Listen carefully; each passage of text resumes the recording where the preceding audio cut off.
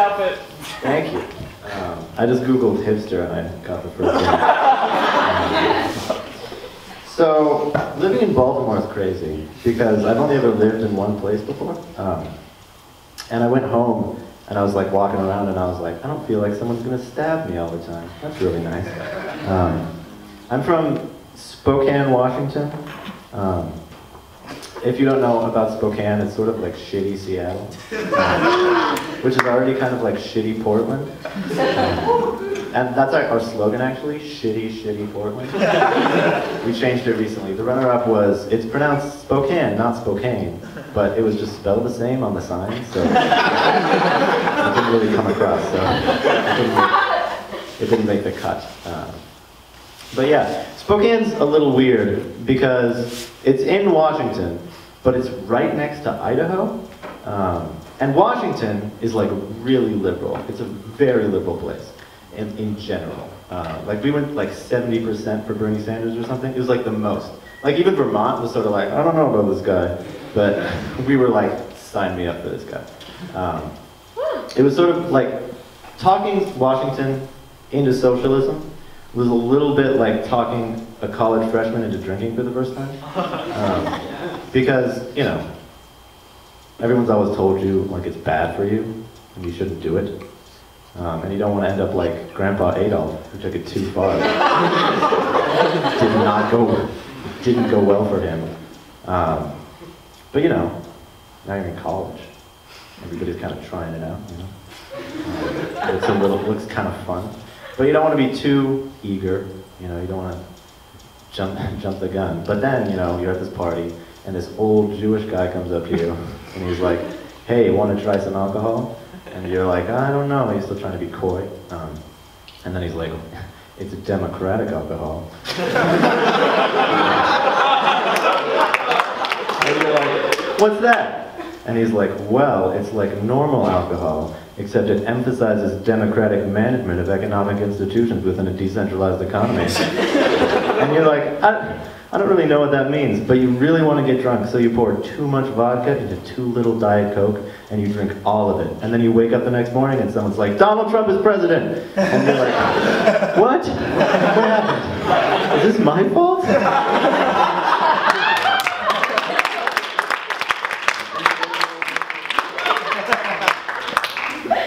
So that's how liberal Washington is. And then Idaho is like not liberal at all. Like on the like liberal scale, like Washington's up here, Obama is like here, and Idaho's like way down here. Like up here is like people who buy camo clothes at Walmart, and then Idaho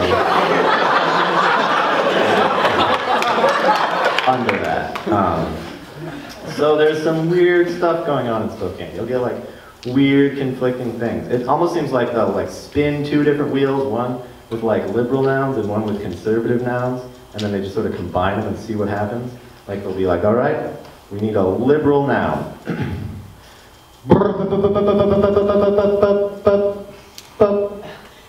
Coffee, great. Now, let's spin the conservative wheel over here. Misogyny. Let's open a topless coffee bar.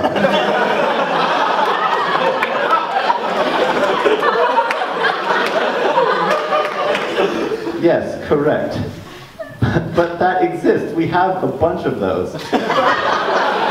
There's one like across the street from my little brother's elementary school. I don't know why they thought that would be the best like business spot. So yeah, we get some weird stuff like that.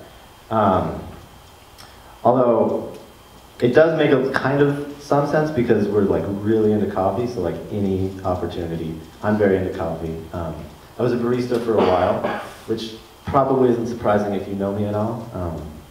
Saying that I was a barista is sort of like saying like, due to sexual misconduct allegations, Woody Allen's new film, Women Equal Objects, has been canceled. It's like not surprising. So yeah, I was a barista for a while. I learned a lot. I feel like I learned I could never have a real job, really, because the way I solve problems when I screw up is that I lie to make it seem like it wasn't my fault. Which I know isn't a great way to solve my problems, but I'm 20 now and I'm probably stuck with this brain, so... Let me give you an example. One time this woman came in, I'd been working there for a couple weeks, this woman came in and she said, I would like a chai latte. And I didn't know how to make a chai latte, and I definitely was supposed to know how to make a chai latte, so I didn't want to ask about it, and I just assumed, I was like, it's like a regular latte with chai mix, right? But it's not, because it doesn't have espresso. I didn't know that. So I was making it, and I sort of like felt like I was doing something wrong, like something was gonna go wrong. It's like, you know, when Wile E. Coyote is like off the cliff and he like looks at the camera and he's like, this isn't gonna go well. But, you know, there was nothing I could do about it. Well, I guess there was, but... But so I bring her the drink, and she's like, I think this has espresso in it. And I was like, oh, I'm sorry. I must have misheard you, I lied. And then she was like, oh, that's fine. And I went and made her drink it, and everything was fine. But, you know, you can't really do that in a real job and like everything's fine. Like, if you wake up from surgery and your doctor's like, all done with your kidney transplant, and you're like, I came in for a general checkup. And you were like, oh, sorry, I misheard you.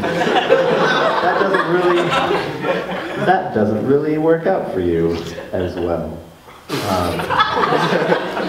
I could never have a real job. Thank you very much.